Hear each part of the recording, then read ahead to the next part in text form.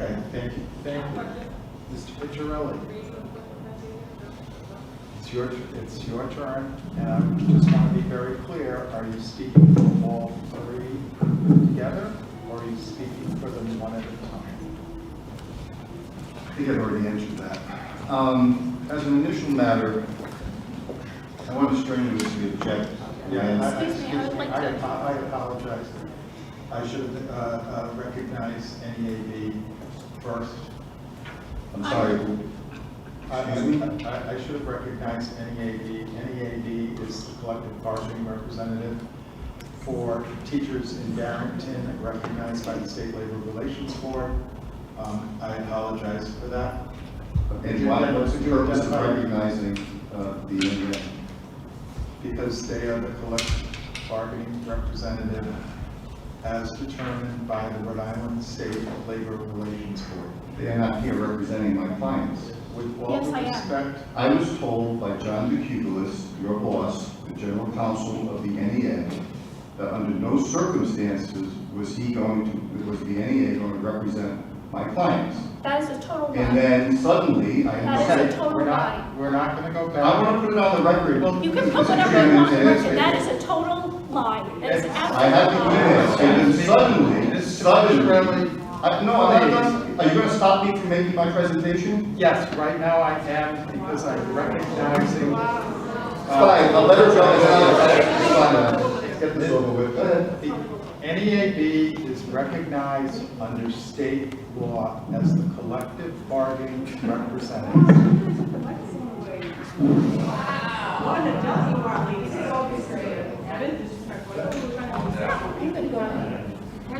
My name is Jennifer Azevedo. I am Deputy Executive Director of NEA Rhode Island and General Counsel for NEA Rhode Island. I'm here on behalf of NEA Barrington and NEA Rhode Island.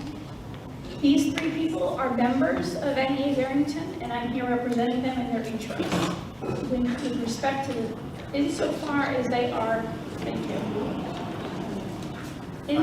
Insofar as they are members of the collective bargaining unit. And I have a few remarks for the committee today. The facts of the matter are thus. In August of this year, the school committee amended its general and interim emergency policy of COVID-19 related issues to include a vaccine mandate with no other alternatives. NEAB bargained the effects of this mandate pursuant to law, and it was agreed that any sick time that had to be discharged because of illness due to receiving the vaccine or the booster would be covered by the district and not discharged from the member's personal allotment of sick days. On October 18th, Superintendent Michael Messori notified the members of NEAB who had not been vaccinated, who had objections to taking the vaccination, that they would be terminated, and that the fact that they would refuse to get the vaccination placed an undue burden on the district. The members who cannot get vaccinated by November 1st will be placed on unpaid leave. Their health benefits will continue with co-share only until December 31st, 2021, and on January 1st, 2022, employment with BPS will be terminated. On October 22nd, Superintendent Messori sent a follow-up letter to the remaining members who were still not vaccinated to inform them of their rights at this evening's pre-suspension and pre-termination hearing. NEARI does not dispute the district's ability to mandate the COVID vaccine as a condition of employment with BPS. We are proud of the fact that an overwhelming number of our members have been fully vaccinated in an effort to keep our community safe. We also acknowledge, however, that there may be objections which would prevent members from receiving the vaccine.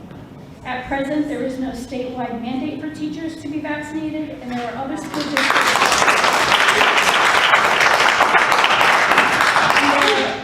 districts, while requiring vaccination against COVID-19, also allow for mitigation risk via high-quality masks, twice-weekly testing, social distancing, air quality management, and frequent sanitation.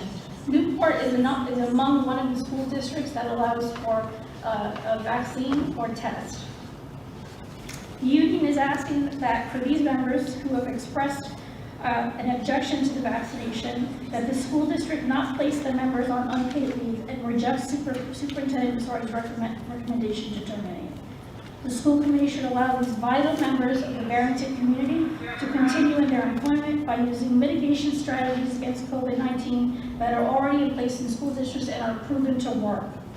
To lose these excellent teachers would be a disservice to the Barrington Public Schools and the children that they serve. These teachers have been with these students for 2 months.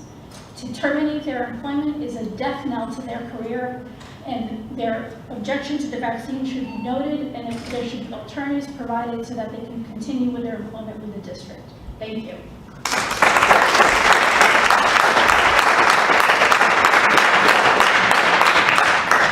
Ms. Azevedo, one moment, please. Oh, sorry, I apologize. And I apologize to you again.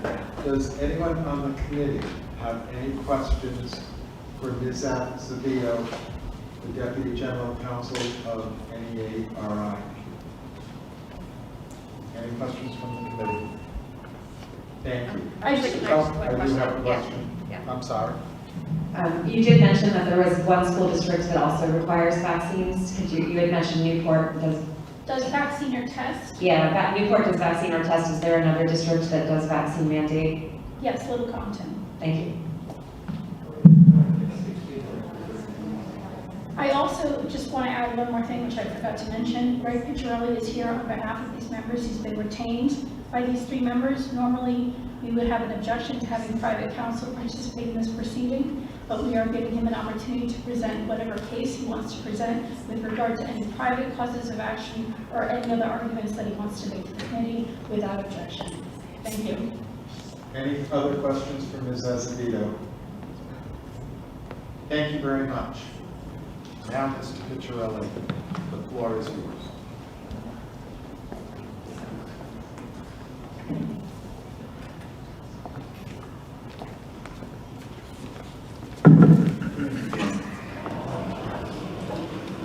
Let's begin with the last thing that you just heard.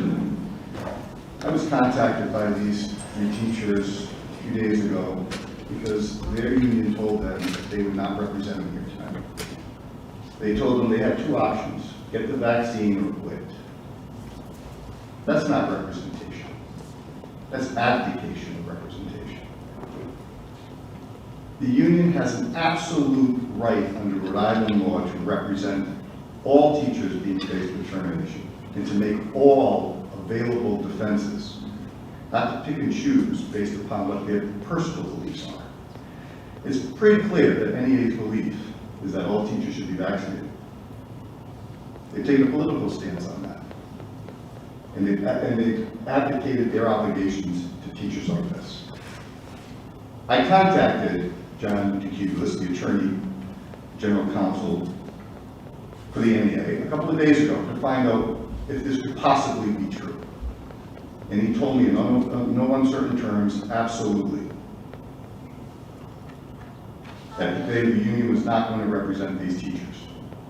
Suddenly, I followed that up with an email. And in response to that email, John changed his tune and said suddenly that they would be here to represent these teachers. But when I asked what was that representation going to be, well, you heard it. That's not the full defense. So let me get right into that.